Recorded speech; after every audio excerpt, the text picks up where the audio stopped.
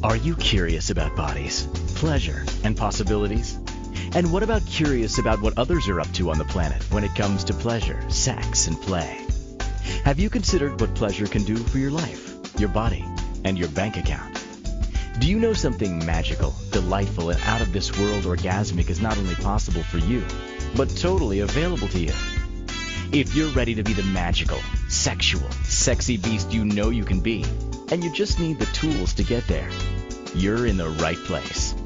Now, here's the host of The Pleasure Zone, sensual movement artist, relationship and sex alchemist, Milica Jelenic. Welcome, my sweet pleasure seekers. Keeping in line with our theme of the month, we are having all conversations that are very fun, enlightening, and open to all.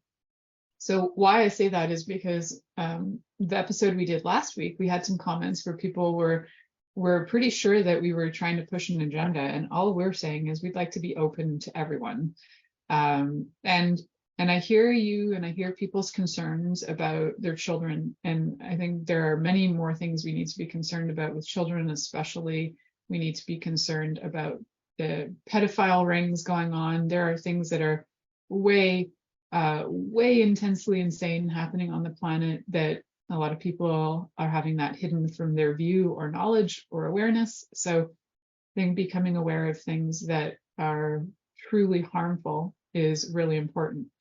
I don't think that having an identity is one of those issues, because if you identify as anything, if you're cis hetero and you identify that way, that's your identity.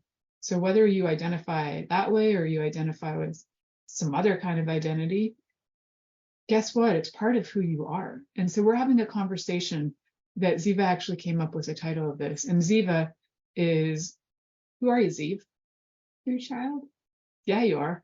My favorite child. Let's face it. An only child, yeah. Favorite and only child. Well, lucky for you, favorite and only child. So as my favorite and only child, we will be talking about identity today, what that means and why it's important to be able to feel like you have an identity. And also, before getting on the show, we were talking about how, privately, we're talking about how ultimately, like, all identity is based pretty much on variation of like our egos needing to be recognized, which we know that, and that's fine. And so if anybody wants to tell us it's all ego based, we already know that, but it also is a comforting way to be able to feel like you belong on the planet. And for anybody who doesn't feel like they belong on the planet and you feel like you're struggling with identity, we're safe. You can talk to us. Okay. So do you remember what the title of this show was, Ziv? I'll bring it up for you so you can see it, because it was inspired. This title was inspired by your request. My identity, not your authority. My identity, not your authority. So awesome. So what do we have to say about that? What does that title mean to you? It means that you really don't have, you don't have the right to say to someone how they identify isn't right. Like, if you don't, So want to give an example of what you mean? Well, for example, like, I'm non-binary, and like every single day I have people telling me that I'm wrong about how I feel, that I'm a girl. No, I'm not. You don't know me. You don't have authority over my identity. Right. And if somebody told you you were a clown and you have never actually gone into, like, you never went to clown school, you never thought, this is my career, I want to be a clown. You don't necessarily identify as a clown, but if somebody's projecting their thoughts of who you are onto you, there is something very unkind about that. It's the way that also people project onto us what they think maybe our identity religiously is or politically is, or we can have identities in a lot of ways, right? So identities are sometimes things that are things people see and assume about us. And those are part of the way that we have diversity, right? It's the way people use their senses to perceive what you look like, what you smell like. Hey, you smell like a white kid. So like, how do you know, right? But you don't. But we use our senses to identify people, right? Our sight, we usually use that. That's usually the primary one. Sometimes people hear their voices and they assume. When we watch that show, Jubilee, is it called? Yeah. And they do a lot of interesting things where they blindfold people and see if people can tell who's who, or can you tell in a group of people who is the straight person, who is the gay person, who is the black person, who is, and to try and identify that with blindfolds on is fascinating because almost always they get it wrong. And it just goes to show that we have a lot of judgments and prejudices on people for what we think they're supposed to look like and show up as. So you were mentioning, Ziv, that you identify as non-binary, and people tell you that that's not true. So Yeah. So where is it that you find like you're getting the most backlash? The internet, just like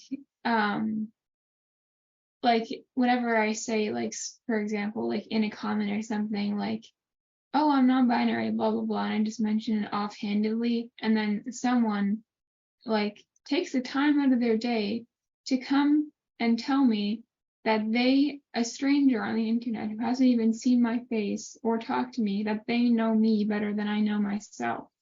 Right. So what I know about you is from babyhood. Can I bring up some babyhood stories? Because I love babyhood stories. Good times. So from babyhood, I think my favorite image of you from babyhood is that.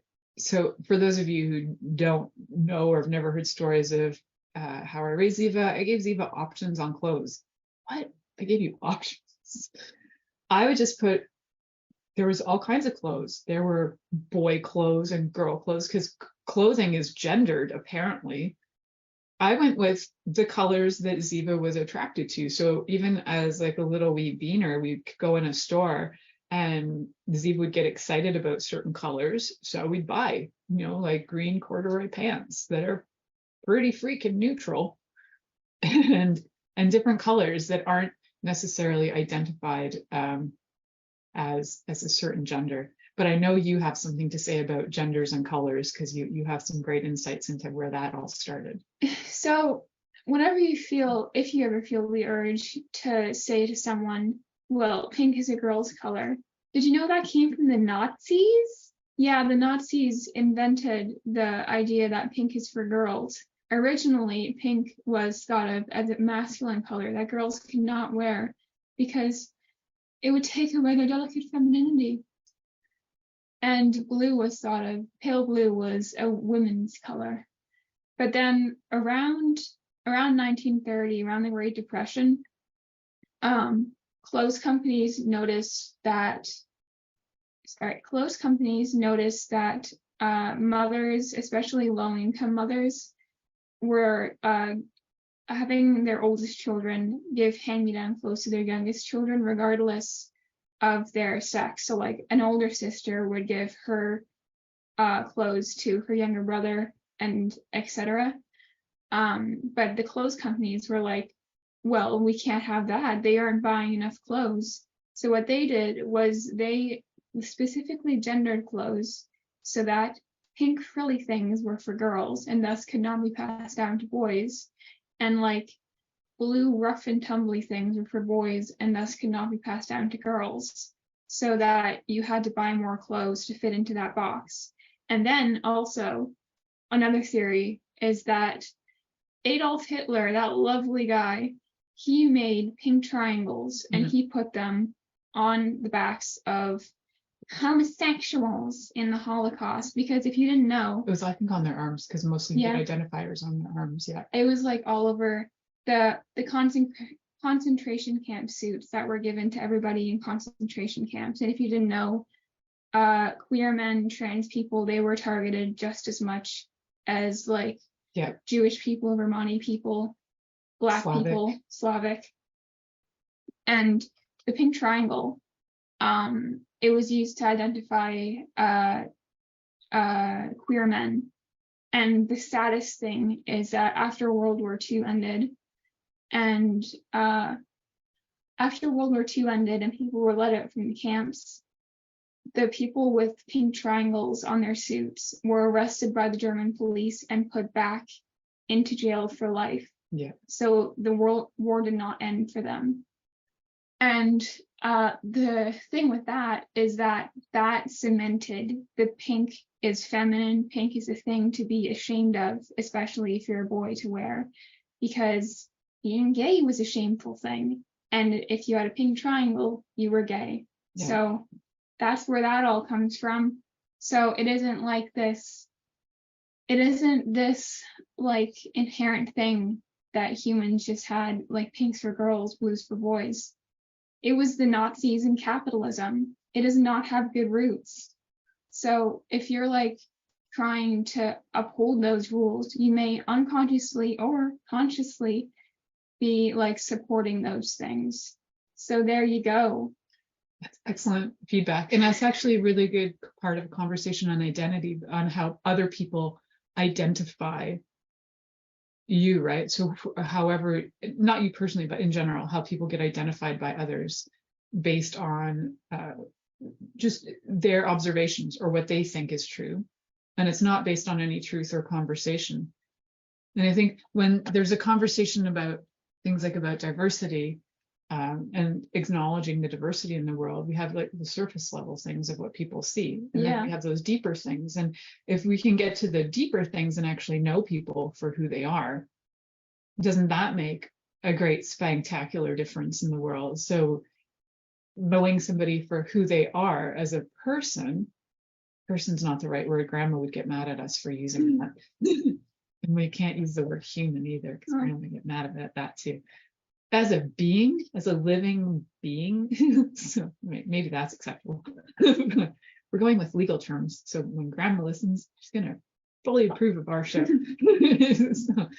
So what do we need identity for personally? We need identity to have community. Well, yeah, we need identity to be able to find people who are like us, so that we aren't lonely, so we can have friends, so that we can create culture, I guess. Yeah, creating culture, creating community. So it's really important to create community. And one of the reasons for that, and we talk about this stuff in our house all the time, is like different responses to different things are stress responses. And then sometimes those stress responses get really high. So your stress response could be a fight or flight, where you want to run away from things. And then it could go even more extreme to where you go into freeze mode. And then when people are in the frozen mode, they get depressed, their bodies aren't functioning so good, they have low heart rates, their digestion is off, their mood is off. But also your mood can be off in fight or flight, anger, anxiety can rise. And in order to learn how to regulate your body, you need to be able to come back down to the calm space.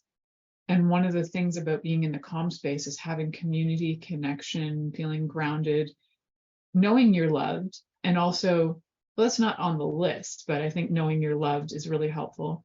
Knowing that you're received by people so that you know that you belong. Brene Brown talks about belonging being a really key factor in feeling like a valid part of the world. So belonging is part of our identity is part of how we create belonging, right? So as like when I was a teenager, I was part of Serbian folklore, and I was part of that group, but I didn't belong to it. In no way did I feel like I was in no way did I feel like I was totally part of it. I mean, my dad was part of the Skupština. I don't know how you say that in English.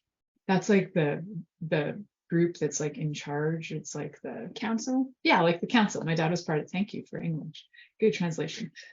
So he was part of like the council. So they had like the president and all that stuff going on. And even though my dad was up there, I didn't necessarily feel like I belonged. There was a few of us, and I was one of the only ones who was not raised in a totally Serbian household. And I was raised with parents who were divorced, and I didn't know anybody else in that group who had divorced parents. And I didn't know anybody, well, there was one other person in the group whose parents were not both Serbian, but they were raised in a home where they learned 2 Slavic languages. So I was not, I was a bit of an outsider, outcast. I also did not have the same dark brown straight hair that they all had and the brown eyes they all had. I had blue eyes and fuzzy wild hair. So I didn't ever necessarily feel like I had a sense of belonging, even though I had this group that I was part of. So even when you can be part of a group, you don't necessarily feel like you belong. So it's always good to keep seeking, people, just always finding and being willing to seek people so you can have a sense of belonging. But we're going to jump off of this. We're going to head to our first commercial break, and we'll come back and talk more about my identity, not your authority. So you're listening to The Pleasure Zone here on Inspired Choices Network, and we'll be right back after this commercial. Are you secretly a voyeur, wondering what's going on in other people's sex lives? What if now is the time for a totally different sexual evolution? Are you interested in people who are pioneers of different sexual and pleasurable practices? Lean in now with Milica Jelenic, where she will entice you and your body to know your own pleasure zone. On the Pleasure Zone radio show with sensual movement artist Milica Jelenic, you'll receive tools, inspiration, and a foundation to allow yourself to receive more in your sex life, and quite possibly other areas of your life as well. Listen for the Pleasure Zone with Milica every Monday at 8 p.m. Eastern Time, 7 p.m. Central Time, 6 p.m. Mountain Time, and 5 p.m. Pacific Time on InspiredChoicesNetwork.com.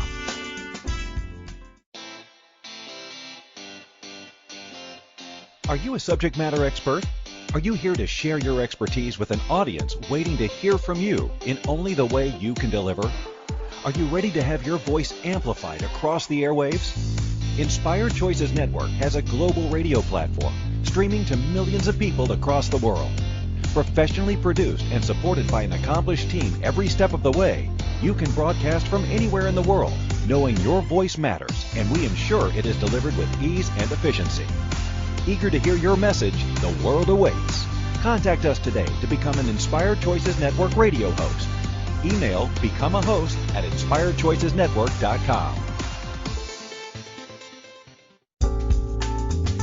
This is The Pleasure Zone with sensual movement artist Milica Jelenic. To participate in the program today, join our live studio audience in our chat room at inspiredchoicesnetwork.com. You can also make the choice to ask or comment by email, info@milicajelenic.com.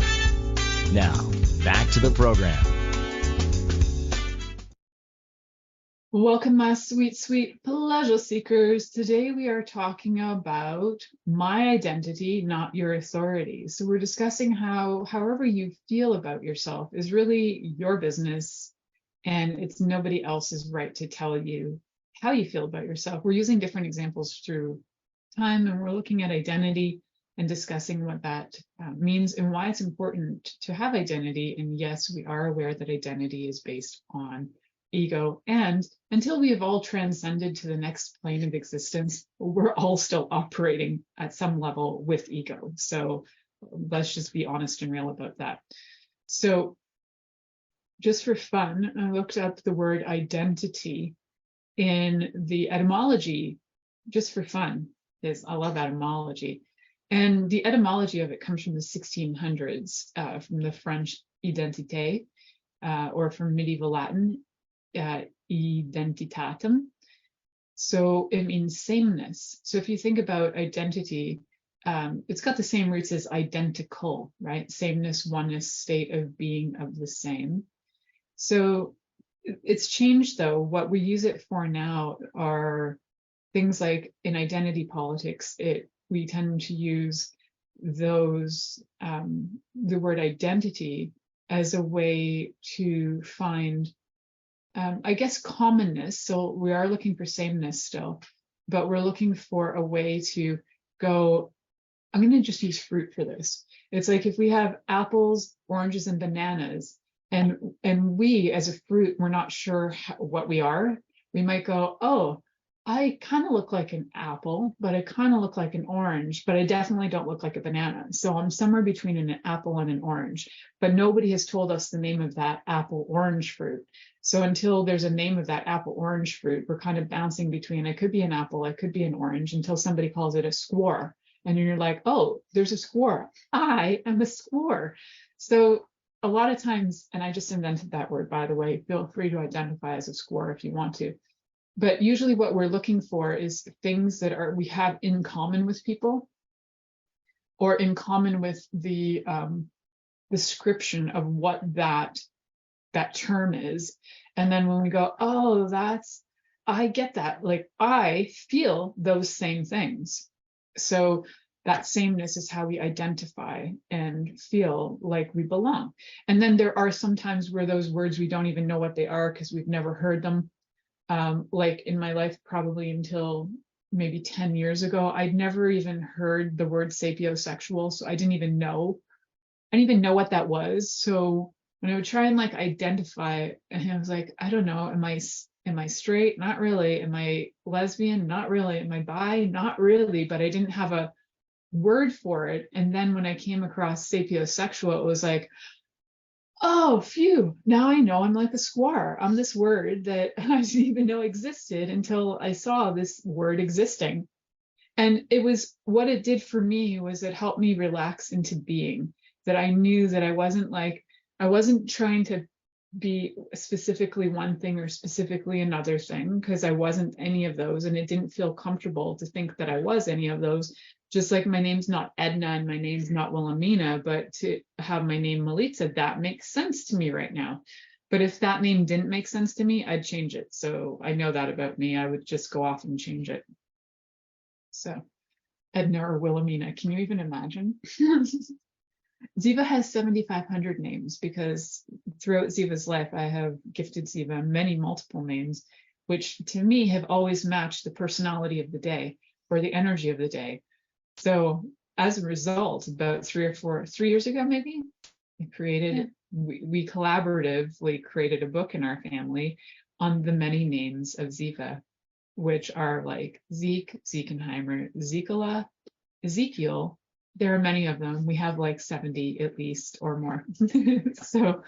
So when people are like, oh, they might say things like, so the way you raised your child, that your child's non-binary. Okay, cool. You can blame it on me. That's okay. Is it a blame? Like, I don't even know. It's sort of like people like to make it a blame. And I think it's really funny to me, because the day that you came across the term non-binary and you felt comfortable with it, it's like your life, it's like the joy in your eyes and your life and like everything in your being.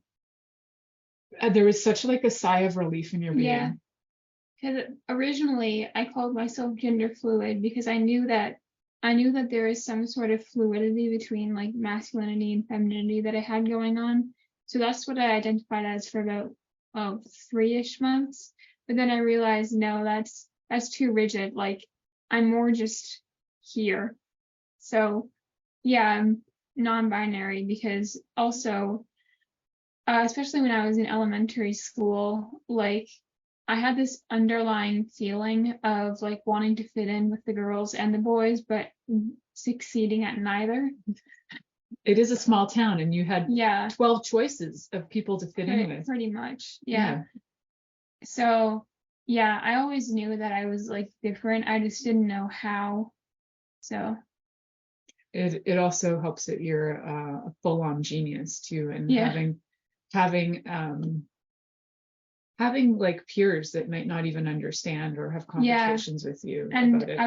I'm also like autistic and ADHD, so and when the other kids were like playing basketball or something, I was overwhelmed by the sounds and like trying to run and coordinating my breath at the same time. So I just like sit on the bench by myself and read, and I was totally happy with that because I just like I'm more, I don't know where I was going with this. I was more entertained by just like being alone with myself than trying to like mask and be with other people. Yeah. Also, if you didn't know, masking is an official term in the neurodivergent community where you're trying to hide your neurodivergent traits in order to fit in with neurotypical people. Yeah. So masking can be a lot of effort.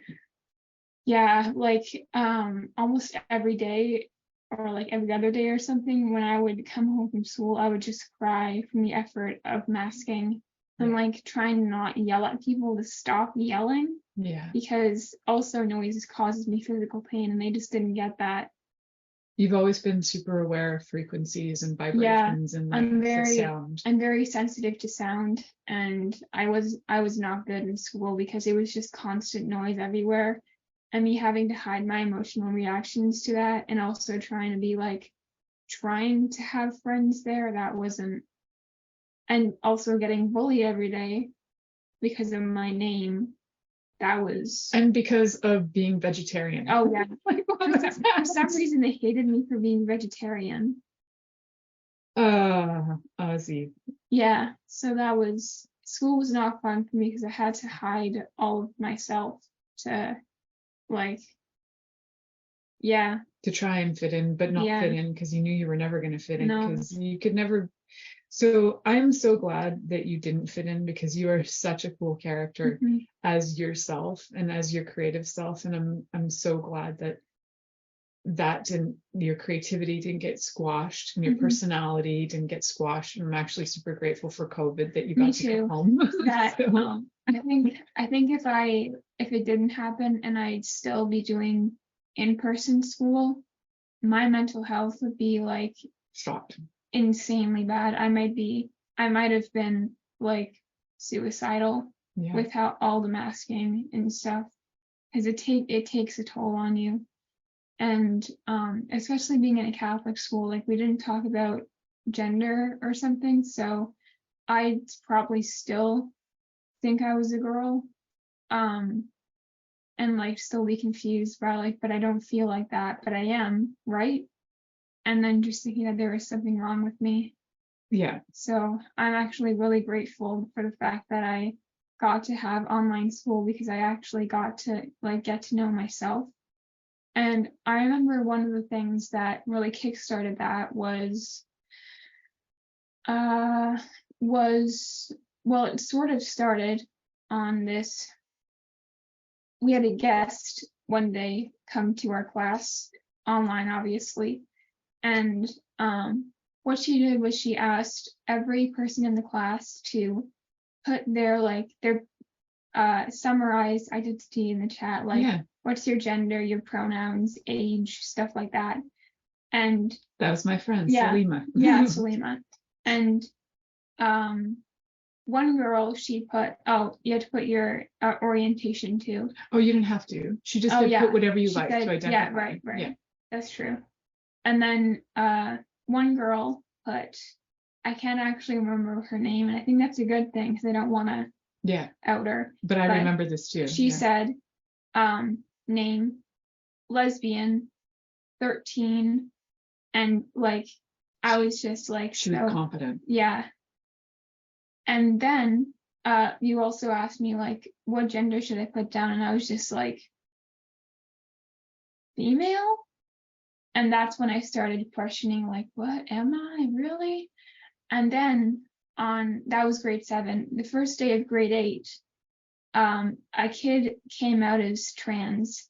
He said, my name is Milo now.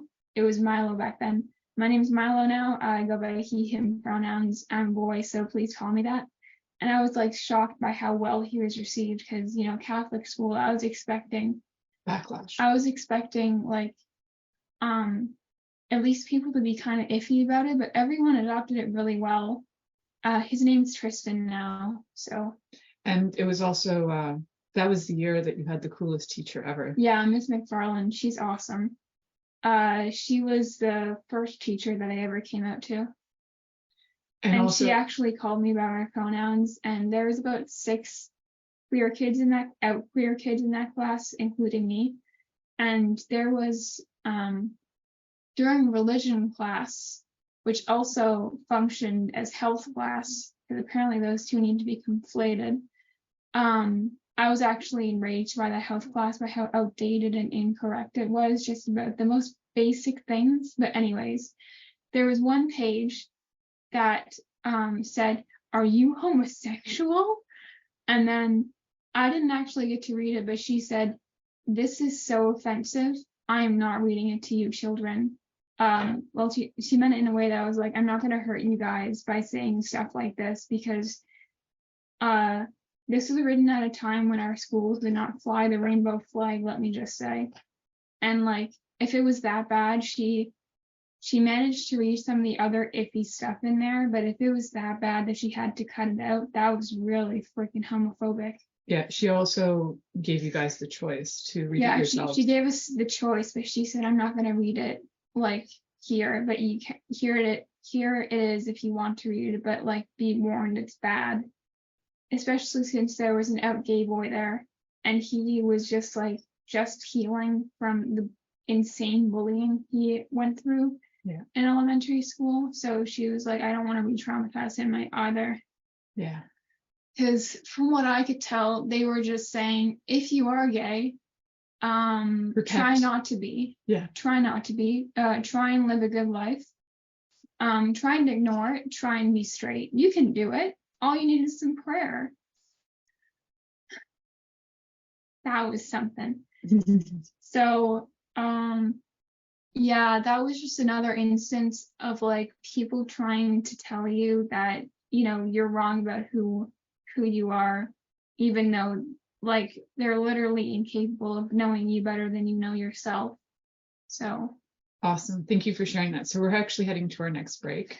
When we come back, I want to actually discuss, there are some conversations going on in the media right now, but also why we did the show last week on mythology first, so that we can show that these things are historically have been around. Always been there. Always been there. And there are actually historical writings that are not mythological writings as well. One and the same. But anyway, so we'll talk about that when we come back from break. You're listening to The Pleasure Zone here on Inspired Choices Network, and we'll be right back after this commercial. Are you secretly a voyeur, wondering what's going on in other people's sex lives? What if now is the time for a totally different sexual evolution? Are you interested in people who are pioneers of different sexual and pleasurable practices? Lean in now with Milica Jelenic, where she will entice you and your body to know your own pleasure zone. On the Pleasure Zone radio show with sensual movement artist Milica Jelenic, you'll receive tools, inspiration, and a foundation to allow yourself to receive more in your sex life, and quite possibly other areas of your life as well. Listen for The Pleasure Zone with Milica every Monday at 8 p.m. Eastern Time, 7 p.m. Central Time, 6 p.m. Mountain Time, and 5 p.m. Pacific Time on InspiredChoicesNetwork.com.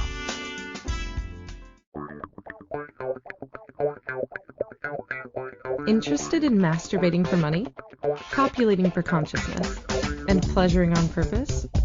21 Days of Sexual Magicism with sensual movement artist Milica Jelenic is an exploration of tools, processes, and actions that you can use to create more for your life, your body, your money inflows, and so much more. Graduated learning for all levels of interest. Learn at your own pace via video classes or join the yearly live class. Take a peek at www.milicajelenic.com.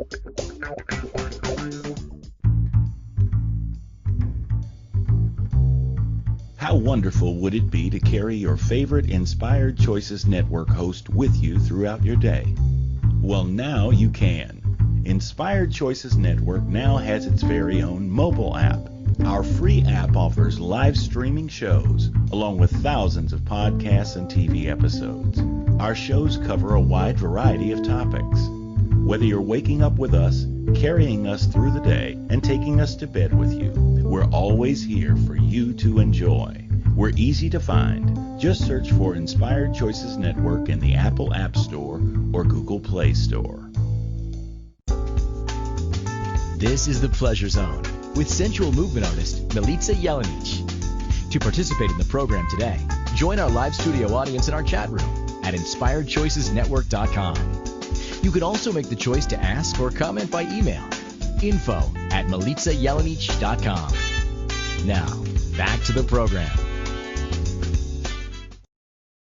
Well, welcome back, my sweet pleasure seekers. Tonight we are having a conversation all about my identity, not your authority, with Ziva, the one who was delivered by my loins. Actually, this is my baby, and my baby is gigantic. My baby is like almost as big as I am, but still, this baby is going to be my baby forever because it's my baby.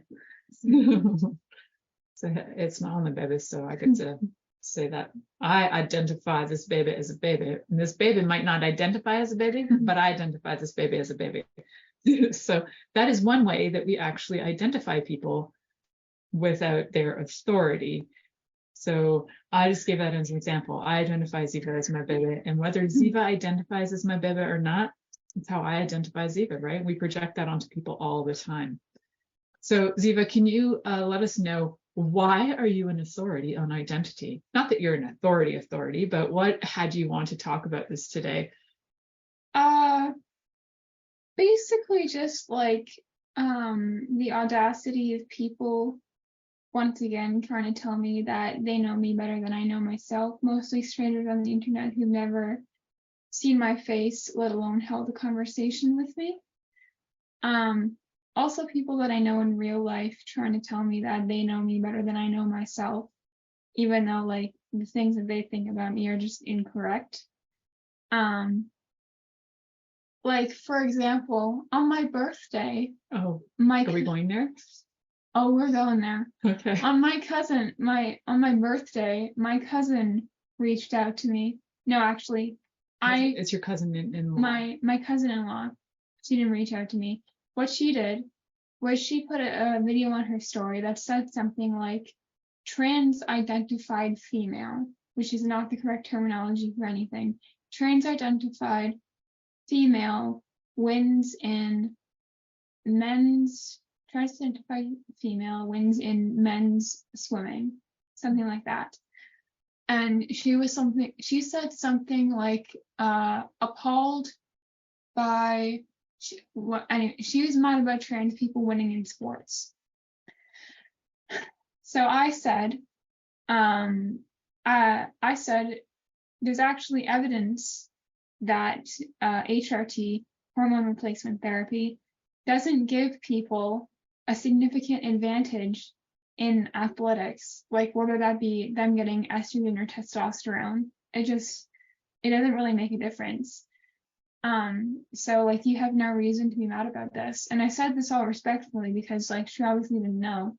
What she said, so I'll just summarize this. What happened after that was she was very transphobic to me, and she basically ruined my birthday by being transphobic. She could never ruin your birthday. She has no authority over you. No, that's true. So you allowed her to ruin your birthday. Yeah, that's true. Yeah. But the thing that like saddened me the most was that she has 3 children. That's not the sad part. The sad part was that if they ever came out as trans, if that didn't cause her to wake up, I couldn't even imagine how hard that would be for them. Because like we can also give credit that maybe you woke her up, right? Yeah, maybe. We're not going to pigeonhole people and like make them. Yeah, we never know. People can change. Why? Yeah. Because Taika Waititi. Yeah, Taika Waititi. We love him. So how did he change, right? Because people identified him one way. Right. And if you don't know who Taika Waititi is, can you give people like a background? You need to know who he is. So him. Taika Waititi is a half Jewish, half Maori man. He's most known for directing stuff like he directed Thor Ragnarok and Thor Love and Thunder, the new Thor movie that came out this year, I think.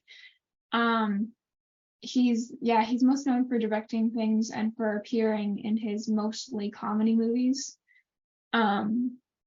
He was also on one of my favorite shows, which is called Our Flight Means Death, but I'll stop there. So the controversy around him, this happened about about a year ago or so. What happened was that people were digging down his tweets, and they found one from like 2014, where he was being transmisogynistic. Can you tell me what transmisogynistic means? It's specific transphobia against trans women. Okay. So he was saying something about how all trans women are meth addicts or something. But the thing is, Taika Waititi right now is actually a massive ally. So he's like, shortly after that, he apologized and he learned from his mistakes and he became a better person. So he actually grew as a person, and now he's good. And now he has queer characters in like most of his projects, like shown in a good light, I mean. Yeah. And so the controversy around that was that people were saying, well, why are we still supporting him? He's obviously transphobic. No, he used to be. He's better. He's good. So don't like. Yeah. So we're not going to pigeonhole anybody because we don't know where your cousin's at now. No, that's there true. could be openness now. We don't But know. we were talking about cancel culture earlier before the show. About how like it's become so common these days, especially among my generation, unfortunately, that they go digging in like the depths of the internet to find outdated stuff from celebrities specifically that are like not good, or they're just blowing out of proportion, and then they try and apply that to the present day, where either where they've learned from their mistakes by now, so it's not really a problem. But one of my main examples of this is, the pirate show that I just mentioned. Our Flag Means Death. If you haven't seen it, you need to. That's all I have to say. If you're pirates, it's amazing. It's on Crave, right? Crave in Canada, Max in America, and BBC One in Britain. There you go. Sorry. Anyways, one of the main actors from this, just lost my train of thought. One of the main actors from this, on the day that the filming for season 2 started, he said, happy to be back in my costume. Feels like I was born to play him. I must be his reincarnation. And for context, he was talking about Stede Bonnet, who was a real person in real life. In the 1700s, he was known as a gentleman pirate, but he was a slave owner. So the real Stede Bonnet was not good, but the character in the show is actually nice.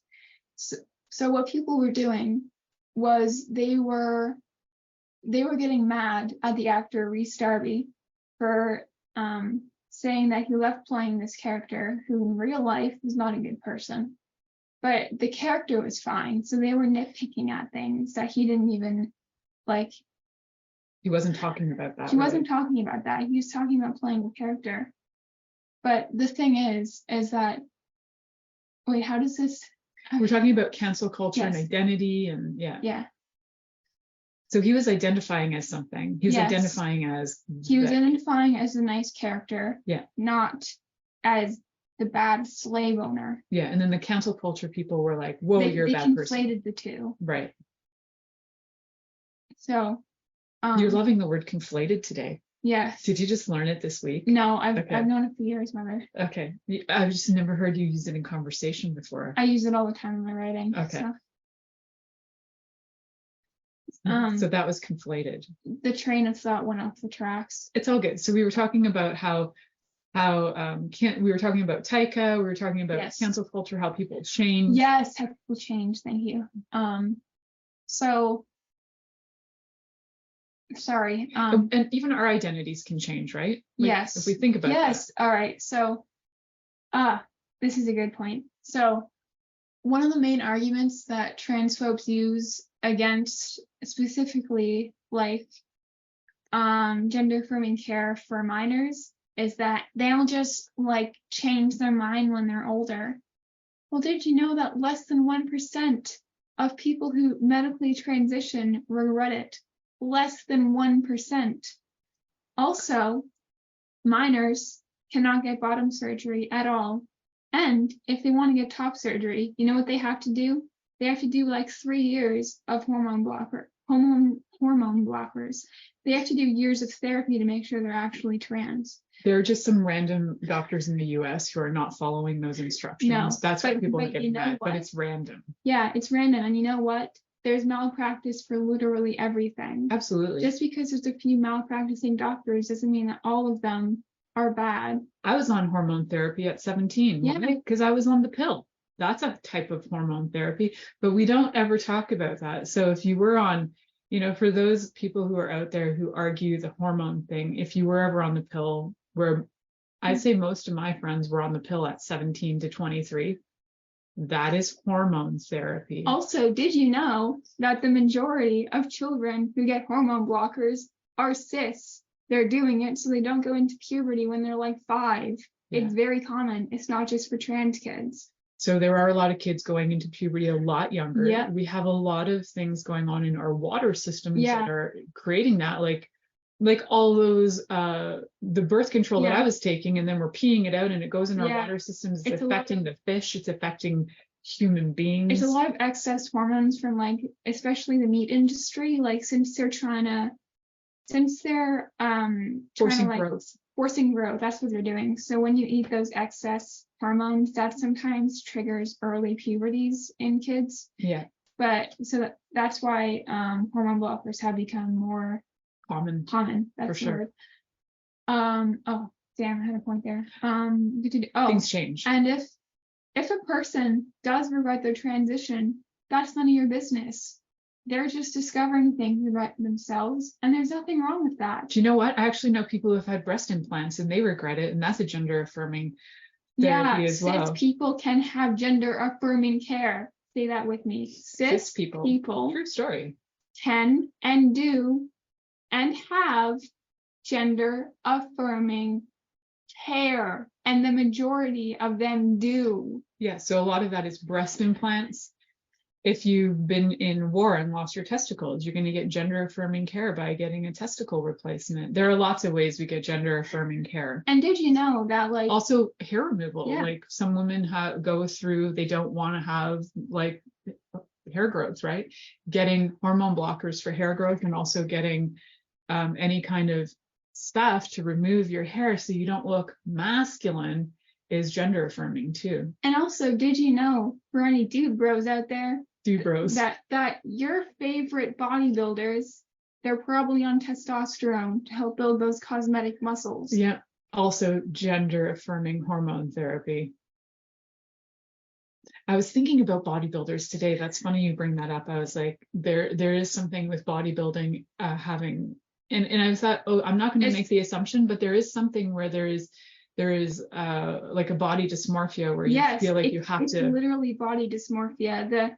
The beauty standard for men, because there is a beauty standard for men, is ripped abs, and that's why a lot of men, like, because they don't just want to get strong, they want to look that way. So they go to the gym, they try and build those cosmetic, useless muscles because they aren't building it in the right places to actually be strong. They're building it in the places that the muscles pop out. So that's gender affirming care because it's making them feel more masculine. Yes, it Working is. out to look better is gender affirming care. Testosterone intake and all the other hormones that are being used. There's hormones being used for everything, and there are hormones for many more things than just your gender. You could have hormones for your thyroid. Hormones are just stuff that your brain creates. Well, more than your brain, but yeah, it's your endocrine system, but it's part of how your body needs those chemicals to function. If you don't have hormones in your body, you're dead. You'll be dead. We've got only a few more minutes left. I think we might actually skip the last break because at this point, if we go to break, we'll be like done and off the show before we come back from break. So we can just keep talking if you want. Yeah. All right. So I think we've covered the gender affirming care things. Yeah. So I could go on for that for hours. For sure you could. So let's go back to identity and the importance of like let's just like wrap it up with what are some things that people use for identity? Like when you look at your, like say your friends, when they tell you what their identity is, what are they identifying as? Are they using their skin color? Are they using their careers? What are they doing? So I think the thing that most people should understand is not just queer people have identities. Cis het people. Cisgender is a gender identity. Well, no, actually, cisgender is an adjective. Men and women are both genders. A cis woman, her gender is woman. She has a gender. Her gender is woman. Yeah. And cisgender. And her sex is woman. And cisgender. Usually, but sometimes sex is female. Female. Sex and gender. That's right. You're right. Sex is female, but we actually don't know fully because we're not looking at chromosomes, and that's a whole other conversation. That's a whole other show. Oh, damn! What was I going? Oh, and cisgender is not a bad word. It's a descriptor. Right. So the cis and trans actually came from fats. Yeah. That. So it's where one molecule moves over. It's just a scientific word. Trans just means transitioning. Cis just means like stay, pretty much. Yeah. Same. It's like same. Same. There's nothing wrong with being cisgender heterosexual, as long as you aren't being mean to people who aren't. But that's that conversation that I have all the time with people who are like, as long as you're not hurting people. And I say, I'm not offended by your straightness as long as you're not hurting people too. So like everything that if you are one of the people who are going to write comments on our Facebook or on our YouTube, thank you. People are being like discriminated against. No, you aren't. You really aren't. But we want to say thank you for comments because all of them boost the algorithms. And at the same time, having an identity is yours. It's your own personal experience, and it can change. Also, I want to get into this quickly. So people who say that terms like birthing person are being exclusionary towards cis women, they really aren't. Trans inclusion is not cis discrimination. And what if people can use any term? Like, I like the word mom because I'm your mom. And you can still use that. Mom is just included. Just having options. Yeah. What if we could have options? It's like, there's a really good example for this. So, imagine like you have a bouquet of flowers and you say, oh, I really like this. I really like these flowers. And someone says, those aren't flowers, that's a rose. But you say that rose is part of flowers. I'm including roses in flowers. Mm-hmm. But there's more than just roses in here. There's also like daisies and baby's breath, you know? So there isn't just roses in here, but there is roses in here, but they're including flowers. So I'm saying flowers as a general to be general, and it's an easier term than saying all of the flowers in here. And as we know, language has changed a lot over time. Yeah. So we may just be going through another language transition as we look at words, even historically, that the meaning of them is completely different than how we use them now. So language changes. I hate to tell you, but even in the last 80 to 100 years, our language has changed dramatically. Yeah. Dictionaries have changed. Meanings of things have changed a lot. Also, for anyone out there who doesn't like the idea of using singular they them pronouns or neopronouns such as like ze them, all that stuff. Did you know that she was once a neopronoun? It was. And they is actually grammatically correct to be used singular because it's the English language and that's how it works. Like if you what I see a lot, everybody was she in the 1400s. Yeah. Right? Yeah. No, it's the other way around. Everyone was, I think there was a different word that they used. But okay. I think one of the first people to use it was Shakespeare. Yeah. So Shakespeare was pretty much using neopronouns. Oh no, 15 seconds to end. Yeah. So what are we gonna say? Wrap it up with your gender. Respect people. Respect people. Your identity can change all the time. Don't feel like you have to be use people's pronouns, no matter what they are. Be kind. Let's just be kind. Thank you for listening to The Pleasure Zone with sensual movement artist Milica Jelenic. The Pleasure Zone returns next Monday at 8 p.m. Eastern, 7 p.m. Central, 6 p.m. Mountain, and 5 p.m. Pacific on InspiredChoicesNetwork.com. We hope you'll join us. Until then, Have the best week of your life by choosing to be turned on and tuned in to your body.